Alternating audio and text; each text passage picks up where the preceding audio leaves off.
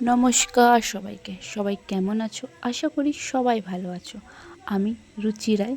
আজকে প্রথমবার আমি আমার ইন্ট্রোডাকশান এই ভিডিওর মাধ্যমে দিলাম। তো আজকে আমরা বানাতে চলেছি প্রায় চিকেন বিরিয়ানি। চিকেন বিরিয়ানি এইটা ভেবে যান, আমরা রাত্রে প্রায় 8:30টার সময় ভাবলাম কি আজকে রান্নাটা চিকেন বিরিয়ানি হবে। তার মধ্যে আর কি প্রিপারেশান তো করতেই হবে। সকালবেলা বেশ আলুকে দেখে দেখে না মনে হচ্ছিল কি একটু চিকেন বিরিয়ানিটা হোক, কিন্তু না ভাবনাও তো আসেনি। কিন্তু আচানক মনে করলাম না, যখন ভেবেছি তো বানানো তো যাক। আলুটা প্রায় কেটে পেটে রেডি ছিল, পেঁয়াজ এঁটেছিল, তাই ব্রেস্তাটা অলরেডি রেডি হয়ে গেছিলো আমাদের। চিকেনটাও ধুয়ে ধুয়ে বসানো হয়ে গেছিলো, চাল ধুয়ে ভিজানো হয়ে গেছিলো, আর আমাদের জল গরম বসানো হয়ে গেছিলো। জল গরমে লেবুর একটু রস আর গরম মশলা দিয়ে ফুটানোর জন্য বন্ধ করে ঢাকা দিয়ে সাইড করে রেখে দেওয়া হয়েছে। আর এখানে বেশ চিকেনটাকে পেঁয়াজ দিয়ে ভালো করে ভাজা হচ্ছে। ভাজার সাথে সাথে আমরা একটু অ্যাড হয়ে যাচ্ছি দেখতে দেখতে।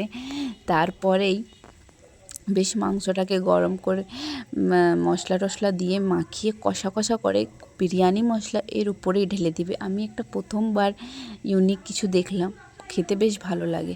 তারপরেই চালটাকে জলের মধ্যে দিয়ে ঢাকা বন্ধ করে ফুটানোর জন্য ছেড়ে দিলাম। তার মধ্যেই এখানে স্যালাডও আমার প্রায় রেডি হয়ে গেছে। দেখতে দেখতে স্যালাডটা কাটতে কাটতে আমার এই যে ভাতও রেডি হয়ে গেছে। চাল রেডি হতার সাথে ওটাকে ভালো করে এক সাইডে বের করে রেখে দেওয়া হয়েছে। তারপরে এই যে মাংসটা বেশ কষা হয়ে গেছিলো, এখানে সব প্রিপারেশান রেডি হয়ে গেছিলো। তার মধ্যেই এবার স্টার্ট হলো এক এক লেয়ার করে বসানো। পরেই স্টার্ট হলো ঘি দিয়ে ভালো করে মাখিয়ে তার উপরে এক একটা বড় বড় সাইজের আলুকে ভালো করে সাজানো হয়। কেন আলুটা দিলে যেহেতু আলু সিদ্ধ ভালো করে হয় না, প্রায় 2 মিনিট আর দিলে ভালো করে সিদ্ধ হয়। তার জন্যে ওই আলুটাকে প্রথম লেয়ারে দিয়ে ওর মধ্যে হালকা করে বেরেস্তা দিয়ে তার মধ্যে চাল দিয়ে সেকেন্ড লেয়ার চিকেনের করিয়ে দিয়েছিলাম। চিকেনটা পুরোটাই মোটামুটি দিয়ে হওয়ার পরেই ওর মধ্যে আবার চালটা দিয়ে বেরেস্তাটা দিয়ে দেওয়া হয়েছিল। তারপরে যেটা বাঁচাকুচা মাংস ছিল সেটা দিয়ে চাল রেডি করে পুরো চালের উপরে ব্রেস্তাটা দেওয়া, এবারে ব্রেস্তাটা দেওয়া কমপ্লিট হয়ে গেছিলো সুন্দর করে। তার উপরে ওই যে রোগানটা বেঁচেছিল মাংসর একটু তেল বা একটু ওটা উপর থেকে দিলে ওর মধ্যে ওর উপরে দুধ ঢেলে ভালো করে, তার উপরে গোলাপ জলটা ঢেলে সুন্দর করে ওকে কেওড়া জল যেহেতু আমরা খাই না তার জন্য আমরা মিঠা আতর দিয়েছি।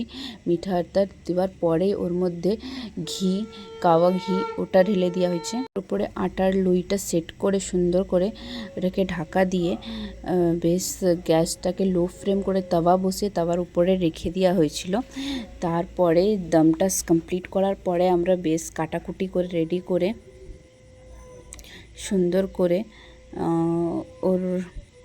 ওকে প্লেটে একটা গামলাতে ঢেলে সুন্দর করে প্লেট সাজিয়ে দেখছিলাম কি হ্যাঁ ভালো হয়েছে কি না। সত্যি বলতে গেলে একটুকুও মশলা হাঁড়ির মধ্যে লাগিনি, ওটাই বেস্ট পার্ট হলো বিরিয়ানির। তারপরেই বিরিয়ানিটাকে ভালো করে এক প্লেটে সুন্দর করে সাজিয়ে দেওয়া হচ্ছিল, দেখতে যেরকম অপূর্ব লাগে।